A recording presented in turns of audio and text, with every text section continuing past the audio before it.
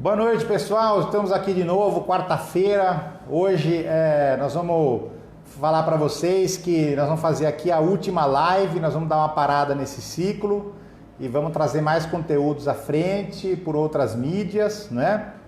Continuar com o foco em educação e saúde. Temos a grande honra de trazer o Dr. Paulo Vitor aqui, coordenador da Neurologia Clínica do Hospital Novo Atibaia. Seja bem-vindo, Paulo. Muito obrigado, doutor Menegal. Obrigado pela oportunidade de falar um pouquinho sobre neurologia. É isso aí. Então, hoje a gente quer fazer um bate-papo geral aí, amplo, sobre neurologia. É uma especialidade fundamental, porque está envolvida com o aumento das patologias, com o aumento da idade, né? E assim, toda a consequência emocional do Covid acaba desencadeando também patologias neurológicas, entre outras, psiquiátricas. Vamos abordar um pouquinho as doenças neurológicas aqui, né, Paulo? Sim, cara. E esse bate-papo rápido aqui com vocês, né, bem gostoso, rápido, mais dinâmico. Vamos lá, Paulo, quando que surgiu a neurologia? A neurologia, ela surge junto com a medicina. Isso a gente tem desde tabuletas da Mesopotâmia, a mais ou menos 3.000 a.C., você já vê noção de doenças neurológicas. A epilepsia já é uma doença conhecida desde aquela época. Você tem o grande construtor de pirâmides, Imhotep, que foi o polímata egípcio, né? Médico, construtor, arquiteto. Ele aprendeu muito de medicina e neurologia com as construções das pirâmides da época, principalmente com os traumas que ocorriam na época e como consertar esses traumas. A vida humana sempre foi muito cara e um grande construtor de pirâmides, um trabalhador, ele era muito valioso, precioso. Então eles precisavam desses trabalhadores em boas condições. A gente tem a primeira noção de medicina quase e também de neurologia nos papiros de 1700 a.C., que são remetidos ao Imhotep, que viveu 1000 anos antes, 2500 a.C. E lá já fala grandes noções das meninges, do cérebro, dos hemisférios cerebrais, dos sintomas que os traumas traziam nos hemisférios cerebrais. Já se sabia da localização de uma lesão no lado direito, causando problemas no lado esquerdo e vice-versa. Existe também, na época dos egípcios, as primeiras incisões transesfenoidais através da boca para chegar no cérebro, para poder fazer o processo de mumificação, extrair o cérebro no processo de mumificação. Adiantando um pouco na história, o Hipócrates, nosso pai da medicina, ele já também citava várias noções extremamente modernas a respeito de neurologia na época. Eu até trouxe um dito dele aqui. Deveria ser sabido que o cérebro, ele é a fonte do nosso prazer, alegria, riso e diversão, assim como o nosso pesar, dor, ansiedade e lágrimas, e nenhum outro que não o cérebro. É especificamente o órgão que nos habilita a pensar, ver e ouvir, a distinguir o feio do belo, o mal do bom, o prazer do desprazer. É o cérebro também que é a sede da loucura e do delírio, dos medos e sustos que nos tomam, muitas vezes à noite, mas às vezes também de dia. É onde jaz a causa da insônia e do sonambulismo, dos pensamentos que não ocorrerão, deveres esquecidos e excentricidades. Então estamos aqui, algo 400 antes de Cristo. Sensacional. Então, sensacional. Sensacional. A neurologia com esse nome, Neuron Logos, o estudo dos neurônios, ela nasce em 1664 através de um médico chamado Thomas Willis, na Inglaterra, cuja grande descrição anatômica é de uma estrutura cerebral chamada polígono de Willis, que são as artérias da base do cérebro. Então ele é o primeiro médico que diz assim, eu faço Neuron Logos, eu estudo a neurologia. Enquanto especialidade médica, ela surge no século XIX, no Hospital Pitié-Salpêtrière, que é lá na França, inclusive onde a princesa Diana faleceu. Ele é um hospital extremamente antigo. Esse nome vem porque era uma fábrica de pólvora, antes de existir o hospital. E lá ficavam os desvalidos, os loucos, as prostitutas, que na época, inclusive na Revolução Francesa, foram libertadas do hospital, porque a evolução da medicina, entre aspas, indecência antes era trancafiada, e muito injustamente. Mas ao longo desses anos, essas pessoas que tinham problemas neurológicos acabavam indo para este hospital. Então ela se tornou uma fonte rica para estudo dos pacientes. E teve um médico, o Charcot, que ele é considerado o pai da neurologia. que ele dava aula num teatro grande e trazia o paciente com problema neurológico e explicava o problema neurológico para o paciente, tanto os problemas neurológicos orgânicos quanto os psíquicos. Ele tem muitos dos tratados das síndromes conversivas também saíram de lá. Você tem uma ideia, ele foi professor do Freud, ele foi professor de Babinski, ele foi professor de vários outros grandes médicos que se tornaram tanto neurologistas quanto psiquiatras na época. Aqui no Brasil, a gente sempre senta o Dr. Antônio Austregésilo, que foi um dos pais da neurologia no Brasil, que foi presidente da Academia Brasileira de Letras, presidente da Academia de Medicina do Brasil, a curiosidade histórica é que ele foi sogro do Jô Soares também. Olha aí, interessante. Hein? E ele acabou vindo a falecer de uma síndrome demencial também. Olha. Então, ele é um dos pais da neurologia do Brasil. Então, foi mais ou menos assim que surgiu a neurologia. Quanta história, hein, gente? É isso aí, a história é tudo, né? O passado nos explica, como sempre, né? Paulo, quais as doenças mais frequentes em neurologia, né, atualmente? E assim, quais as mais letais ou a mais letal, vamos dizer assim? As doenças mais frequentes: dores de cabeça, você fala isso? As demências, Parkinson, AVCs e epilepsia. Eu acho que essas 5 doenças são as mais comuns.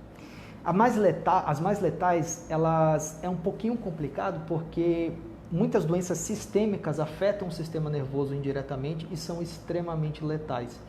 Mas doenças neurológicas mais puras, nós podemos citar os cânceres mais agressivos, como o glioblastoma multiforme, cujo tempo de sobrevida ele pode ser calculado após o diagnóstico de meses a anos, e doenças como a esclerose lateral amiotrófica, que é uma doença do neurônio motor, que vai lenta e gradualmente destruindo esse neurônio e privando a pessoa de movimentos, que também, após o diagnóstico, a sobrevida de anos, 2 a 4 anos é a sobrevida do paciente.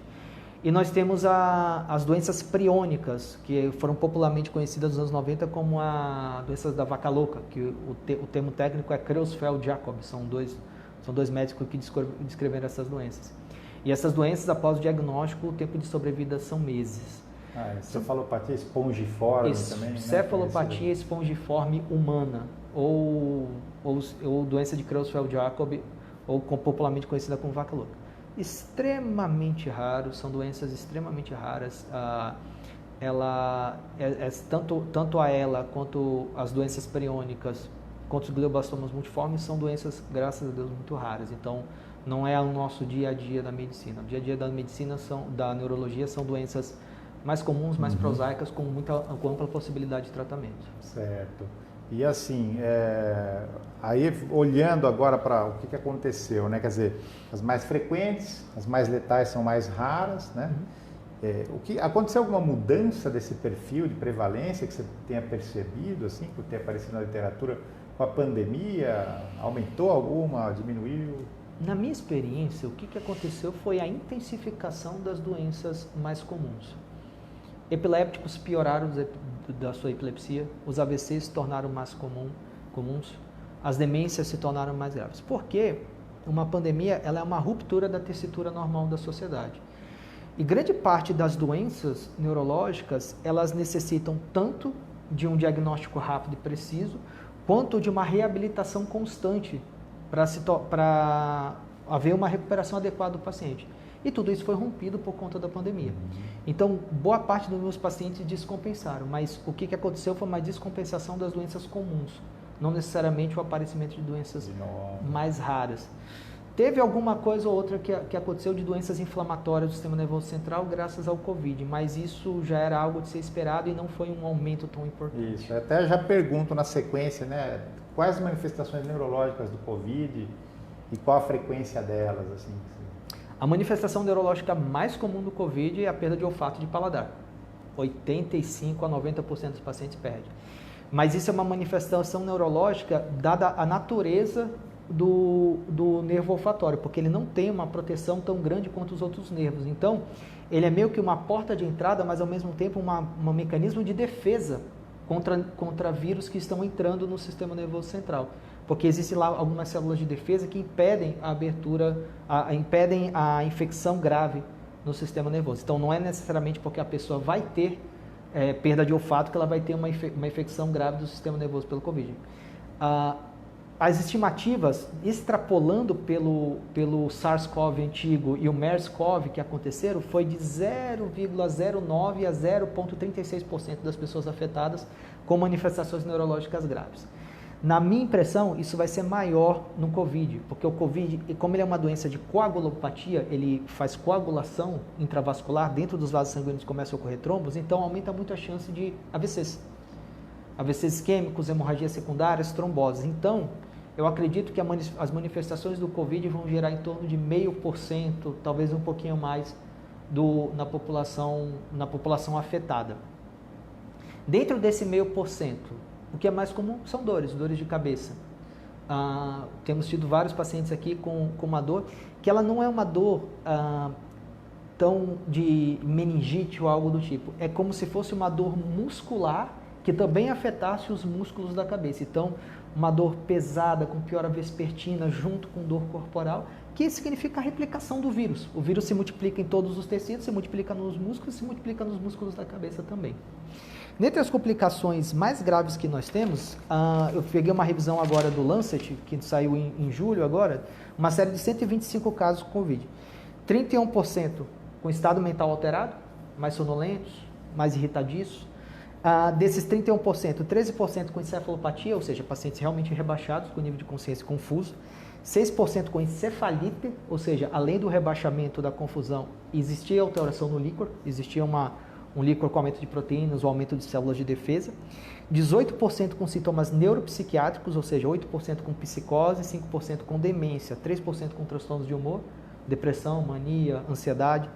E 77 desses 125 pacientes tiveram eventos cerebrovasculares, 57 AVCIs, 9 AVCHs, uma vasculite, ou seja, uma inflamação dos vasos sanguíneos do sistema nervoso central, e 10 com outros eventos. Daí houve hemorragias, tromboses venosas, outros eventos. Apresentação bem variada mesmo, né? Quer dizer, não dá para prever, né? Alguma porcentagem vai ter, baixa, como você falou, mas com alterações importantes muitas vezes aí, né? Então precisa ficar sempre atento, né? Mas esse 0,5% é importante. É preocupante. É preocupante.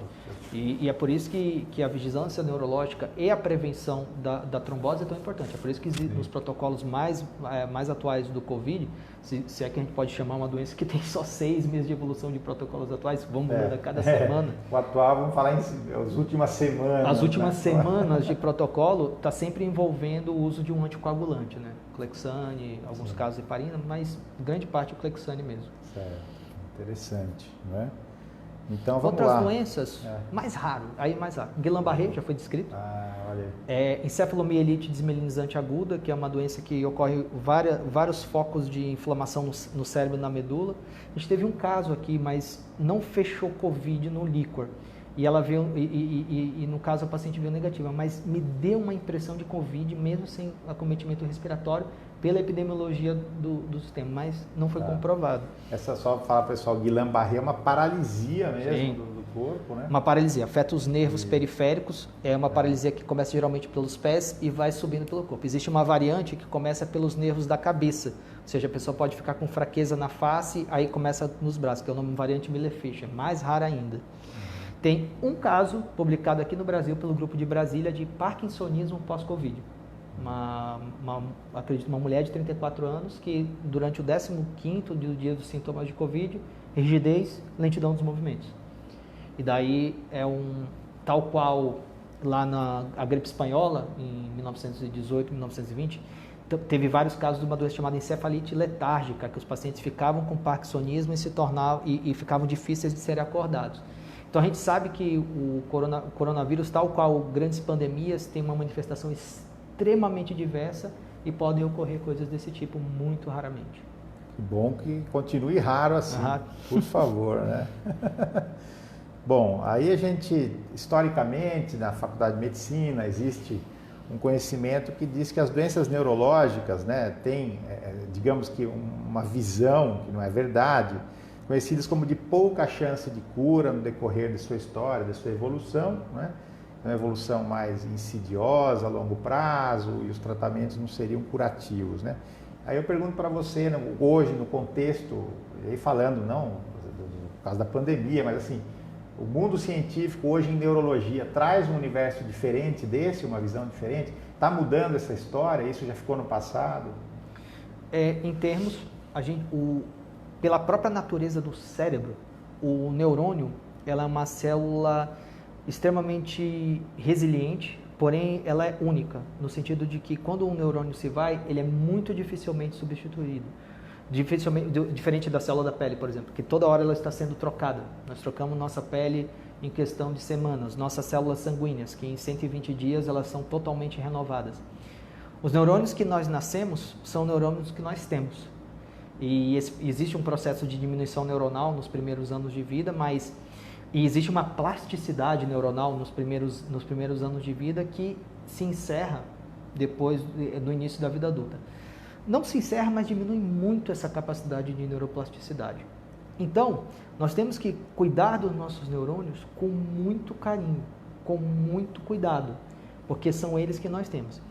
Então, o melhor tratamento neurológico é a prevenção, sempre. É a prevenção e essa é a parte mais importante. Ao mesmo tempo que eu falo isso, quando advém a doença neurológica, você tem que realmente procurar o mais rápido possível ajuda de um especialista para nós vermos se essa é uma doença apenas que um tratamento medicamentoso simples pode ser que melhore, ou se isso é uma doença que vai necessitar de uma intervenção mais agressiva e mais imediata, tal qual o AVC. O AVC, por exemplo, era uma doença que antigamente dizia assim, não tem algo que fazer. O paciente ficou fraco de um lado, vai fazer só fisioterapia e reabilitação.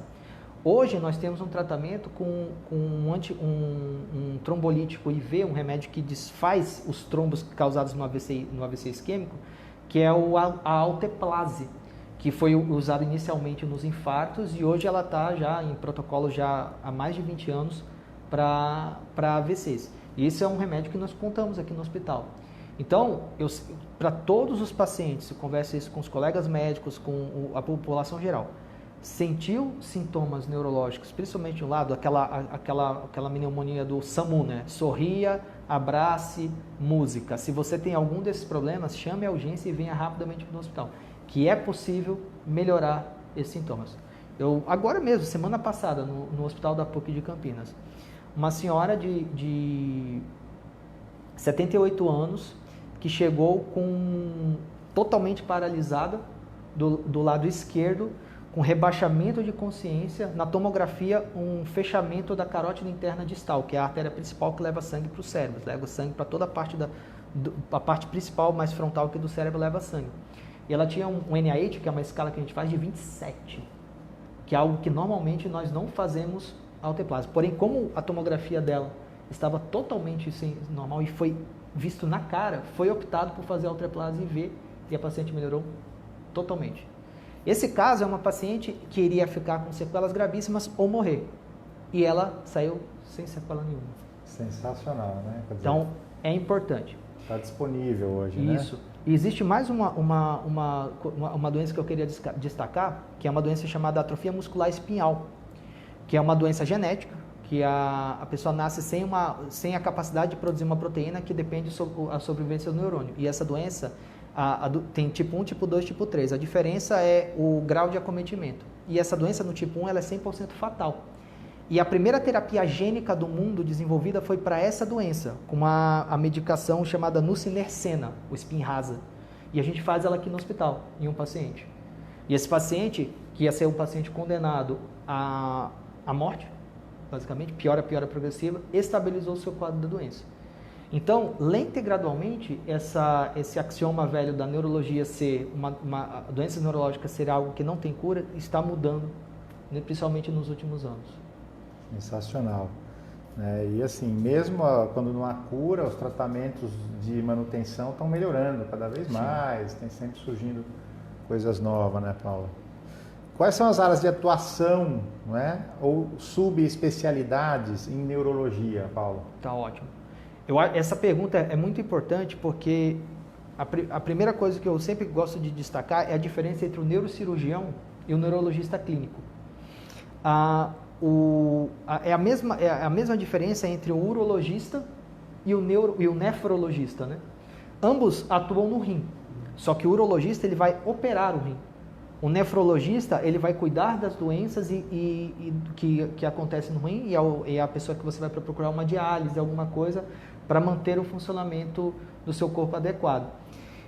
O neurocirurgião, ele faz uma residência de 5 anos, na qual ele aprende a operar o cérebro. Claro, ele vê doenças neurológicas também, mas o foco principal é na operação do cérebro. O neurologista clínico é alguém que vai, através de sinais e sintomas, vai diagnosticar a doença neurológica e passar o tratamento mais específico para essa doença. Ou então é um médico que vai ver as doenças sistêmicas do corpo e ver essas doenças afetando o cérebro e tentar melhorar as doenças sistêmicas por consequência do cérebro. As áreas de atuação atuais na neurologia são neurocognição, que você vai cuidar das demências, dos transtornos de aprendizado, déficit de atenção. Você tem os distúrbios de movimento, Parkinson, distonias, discinesias, vários tipos de distúrbio de movimento. Você tem os cefaliatras, que são os neurologistas que focam em dor, e principalmente em dores de cabeça. Você tem os neuromusculares, que são médicos que atuam nas doenças dos nervos e dos músculos. Você tem os epileptologistas, que são os neurologistas que atuam mais com epilepsia. Você tem a neuro-oncologia, doenças oncológicas que atuam no sistema nervoso central e periférico. Você tem a neuroimunologia, na qual o neurologista ele aprende o funcionamento profundo do sistema imune para atuar em doenças que afetam o sistema nervoso, como esclerose múltipla, neuromielite óptica, entre outras doenças. Você tem a medicina do sono, que é uma cadeira que une os otorrinos, os pneumologistas e os neurologistas para atuar no sono e suas doenças. Você tem a neurofisiologia, na qual você aprende os exames complementares da parte neuroelétrica, digamos assim, que no caso seria o eletroencefalograma e a eletroneuromiografia. E mais recentemente nós temos a neurogenética, que agora com os estudos de exoma, que você consegue ler o DNA, cada vez mais médicos estão correlacionando doenças com a leitura do DNA e vendo alterações nessa leitura e dando a doença. São doenças prosaicas extremamente comuns até doenças mais raras. Mas então é bastante área de atuação. Bastante área de atuação, né? Sim. Você vê que é uma área com, acho que uma das que tem mais subespecialidades. Aí, a abrangência é enorme, enorme. É um campo grande do conhecimento, é um estímulo aí para quem quer aprofundar nos estudos, né? Precisamos de mais neurologistas bons como o Paulo aqui, por favor. Estudem e venham trabalhar com a gente. Vamos falar sobre prevenção. Você citou prevenção, acho que um dos patrimônios nossos é a saúde mental, cerebral, neurológica. Então vamos lá, quais medidas preventivas hoje são conhecidas, recomendáveis para AVC, demências e Parkinson, que você falou que estão entre as mais frequentes, atingem a pessoa idosa. Hoje a população, principalmente aqui em Atibaia, temos uma população idosa, uma taxa maior do que a média brasileira, então acho que é de interesse para todos. Em medidas gerais, específicas, a gente pode fazer lá de prevenção. Sim. Prevenção em doença neurológica é prevenção em saúde. O sistema nervoso ele não é separado do resto do corpo. Então, toda a prevenção que você ouve de infarto é a prevenção de doença neurológica. Toda a prevenção que você ouve de diabetes é prevenção de doença neurológica. 4 coisas são fundamentais: sono adequado, alimentação saudável, atividade física regular e propósito. Por que propósito, né? Porque não adianta você ter tudo isso e você não estar focado a sua vida em direção a algo. Isso é muito importante, principalmente em tempos de pandemia, onde as coisas ficam meio nebulosas, meio o que será que nós vamos fazer. Então, propósito é muito importante você ter. E sono, alimentação, atividade física são condições sine qua non para a saúde. Se você não tem uma dessas coisas, você não será saudável, independente do que você faça, dos remédios que você tome, dos médicos que você vá. Você não dorme bem, você não será saudável. Você não se alimenta bem, você não será saudável. Você não faz atividade física, você não será saudável. Nosso corpo foi desenvolvido para andar 20 km por dia, porque é isso que os nossos ancestrais faziam desde sempre. Então, a partir do momento que nós ficarmos parados, eu sempre brinco que não existe cadeira na natureza. E eu sempre brinco que na natureza animal parado é animal morto, porque vem um leão e... Então, nós temos que estar em movimento. Algumas pessoas podem me dizer, então, mas Paulo, tem pessoas que estão muito doentes que não podem fazer atividade física. E é por isso que existem os profissionais de reabilitação física, tais quais os fisioterapeutas, tais quais os terapeutas ocupacionais, os próprios educadores físicos, uma profissão extremamente importante, porque é isso que dá saúde. Eu brinco com meus pacientes, quando você chega a mim, você chega para procurar uma orientação em saúde. E a melhor orientação que eu posso passar é essa. Mas e a minha dor de cabeça? A sua dor de cabeça vai necessitar de medicação, mas a medicação será para você ter essas 4 coisas. Se você não for atrás dessas 4 coisas, não adianta a medicação. Você não irá melhorar. Então, sono adequado, alimentação saudável, atividade física regular, propósito. Ou seja, vamos dizer assim, a maioria desses fatores depende de cada um de nós aí. Sim, né? sim. Depende Freud já dizia, qual é a sua responsabilidade pela doença que você me traz? Pois é. A gente precisa assumir a responsabilidade sobre isso também. Né? Não há pílula mágica, afinal de contas? Não há. Não há. Felizmente ou infelizmente. Vamos dizer. E, Paulo, sobre diabetes também, é importante a gente falar, você falou, uma doença muito frequente, né? Então é uma doença sistêmica metabólica que tem consequências neurológicas, né? Quais as principais complicações neurológicas do diabetes, Paulo? A principal complicação, a mais comum, é a polineuropatia diabética. Os nervos, eles são extremamente longos e eles precisam de nutrição ao longo do seu trajeto. Então tem pequenos vasos sanguíneos que vão entrando ao longo do trajeto no nervo para nutri-lo. E a diabetes é uma doença de pequenos vasos. Esses vasos vão sendo entupidos por açúcar, vai acontecendo uma glicosilação, tal qual o melaço quente entrando num espaço, ele gruda e fica lá, e fecha o vaso, então o nervo vai degenerando. Então a pessoa vai ficando com dor. Essa dor geralmente começa nos pés primeiro, vai subindo pela perna e quando chega no meio da perna começa a se apresentar nas mãos. E depois da dor, que é uma dor queimada, é uma dor que não é uma dor totalmente diferente de dores usuais, que são empontada, facada, existe uma lesão específica. Essa é uma dor queimada. E depois pode vir um formigamento, que é quando o nervo já não existe mais, então fica uma zona sem inervação. Então daí vem o formigamento, a diminuição da sensibilidade. E isso é irreversível. Não há medicação. Qual é o tratamento da polineuropatia diabética? O controle da diabetes. Não existe outro. Claro, precisa estar com uma boa alimentação, ter as taxas de vitamina adequadas. Se houver alguma deficiência vitamínica, tem que ser corrigida. Mas o controle é através do controle da diabetes. Uma outra complicação da diabetes, essa ainda mais grave, são os transtornos cognitivos pela diabetes. Os neurônios, eles precisam de taxa constante de açúcar para funcionar direito. Picos altos de açúcar e vales sem açúcar, eles destroem neurônios, matam neurônios. E os neurônios mais vulneráveis são os neurônios que são os formadores de memória, que numa região chamada hipocampo. Cada pico de glicemia vai matando esses neurônios e cada vale de hipoglicemia vai matando esses neurônios. E ao longo de meses, anos, décadas, a pessoa começa a desenvolver um transtorno de cognição, começa a perder a memória, começa a perder habilidades. Então, essas são as duas complicações mais graves. Qual é o tratamento? O tratamento da diabetes adequado.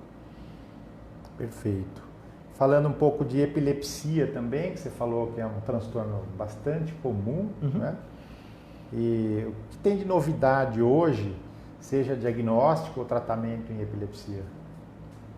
Epilepsia, ela é uma das doenças neurológicas mais comuns, tão mais comum aqui no Brasil por conta da alta quantidade de uma outra doença chamada neurocisticercose, que é uma doença que existe um verme chamado tênia, que ele existe no porco.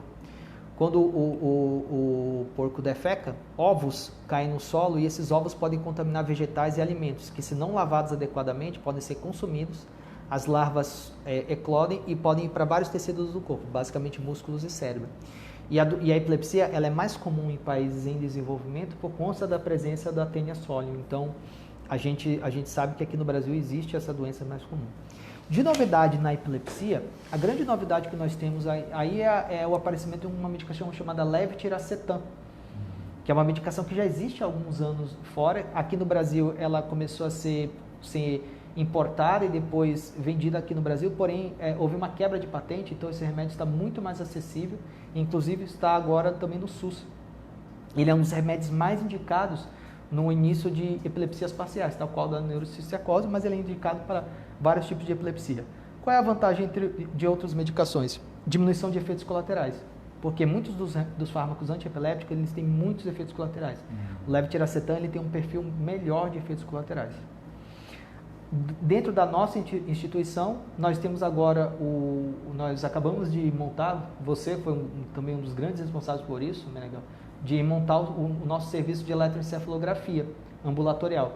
Ele já existia dentro do hospital, as nossas colaboradoras já faziam os eletroencefalogramas dos pacientes da UTI, dos pacientes internados, e agora nós vamos contar com isso para os nossos pacientes de ambulatório também, junto com a doutora Tairine, que é neuropediatra aqui do hospital, que também foi a grande contribuidora para montar esse serviço, que logo estará aí para oferecer à população. Que bom, né? Vamos trabalhar para melhorar todas as oportunidades, todas as especialidades, graças ao Paulo, né, que traz todo esse conhecimento. Eu acho que a nossa população, comunidade, merece desenvolver cada vez mais os exames necessários. E a gente precisa investir nisso, com certeza. Paulo, meningites deixam sequelas neurológicas? Muito pouco? Depende da meningite.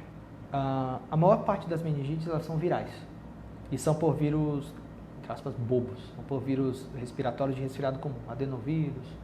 Então, essas meningites elas não deixam sequelas, pouco deixam sequelas.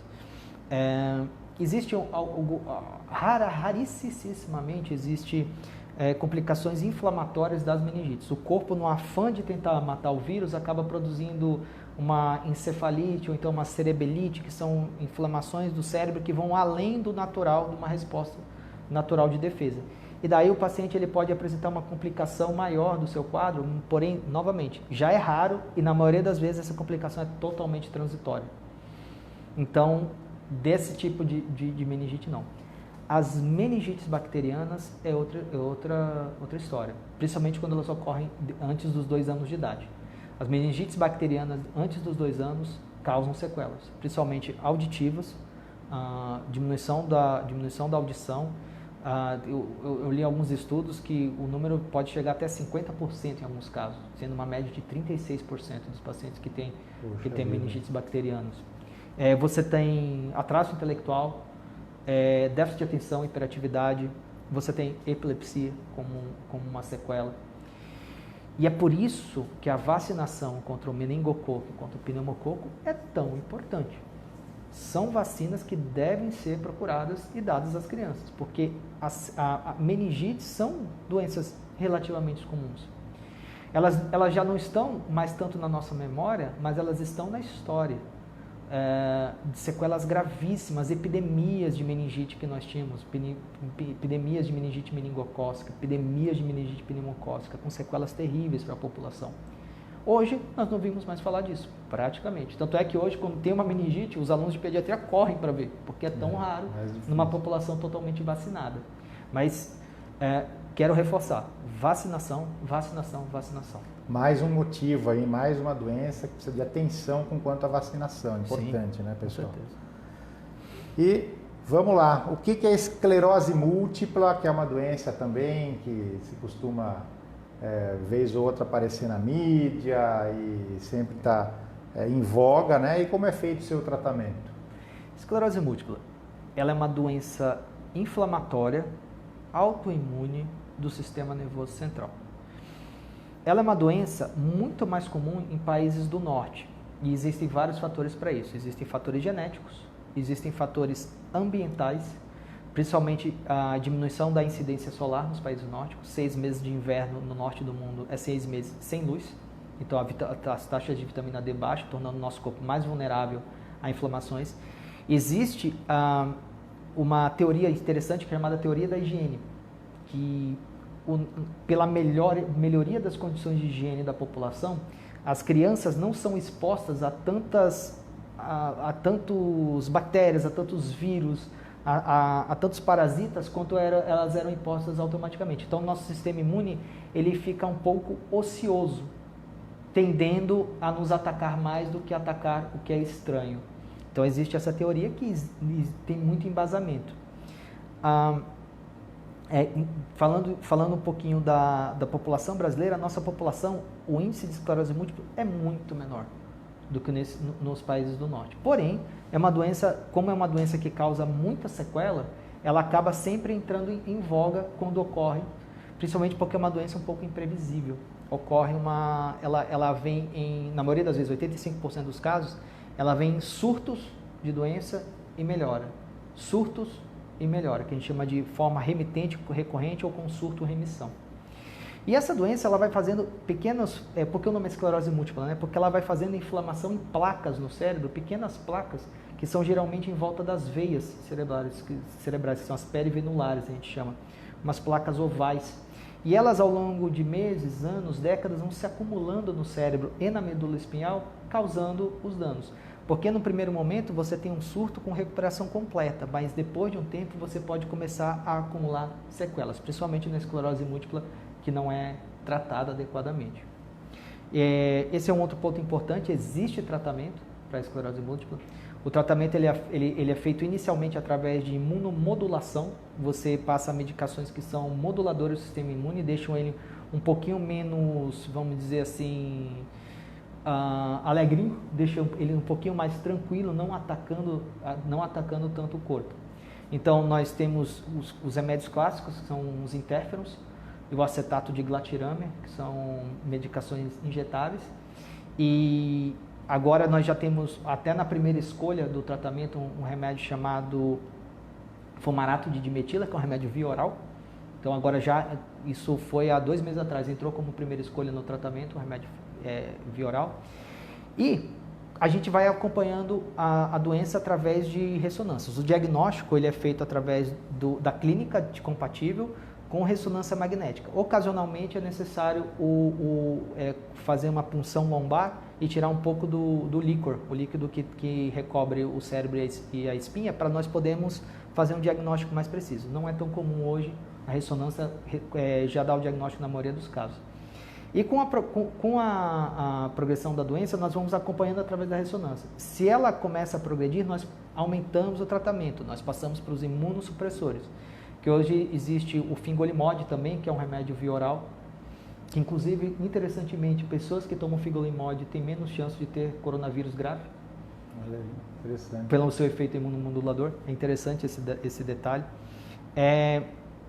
E você tem escalonamento do tratamento até remédios extremamente potentes, como o natalizumab, que é um remédio que ele sela o sistema nervoso central, impede a entrada do sistema imunológico dentro do sistema nervoso central. Óbvio, isso tem o seu lado bom, mas isso também tem o seu lado não bom, porque existem alguns vírus que podem morar no sistema nervoso e podem começar a se multiplicar. Então, o tratamento tem suas vantagens e desvantagens e precisa ser escalonado de uma maneira racional. Existe também uma coisa interessante da esclerose múltipla, que existe um gatilho viral para ela, através de um vírus chamado Epstein-Barr. Ninguém sabe ao certo ainda como é que esses 3 componentes, viral, ambiental e genético, eles se juntam para formar a doença. Mas as pesquisas estão avançando, não diria nem mais ano a ano, agora é mês a mês. Cada mês tem uma novidade. Muito bom, que maravilha, né? Foi aqui um panorama geral da neurologia. Gostaria de agradecer a todos, a diretoria, ao marketing, pela oportunidade de fazer esse ciclo de lives. Hoje estamos fechando aí o ciclo com a 20ª live, fechando com chave de ouro, né, com o nosso querido colega, amigo Paulo Vitor de Castro Perim, e que vai ser pai de novo pela 2ª vez, descobriu, parabéns Paulo, muito obrigado, parabéns obrigado. Marília, né, e que venha muita alegria e felicidade, porque a paternidade, a maternidade é uma bênção mesmo. Né? Propósito. Uma grande alegria. Esse né? é o propósito. Então é isso, Paulo. Queria que você deixasse sua mensagem de boa noite e a última palavra para quem nos assiste. Muito obrigado pela oportunidade. Eu acho que é sempre bom conversar sobre medicina e neurologia. Eu acho que é sempre importante. O médico ele tem que ter o dever de educador também, porque eu acho que o mais importante é esse tipo de conversa para a gente iluminar um pouquinho mais o mundo aí. Obrigado a todos, boa noite. Obrigado, pessoal, boa noite. Em breve, mais conteúdos para vocês.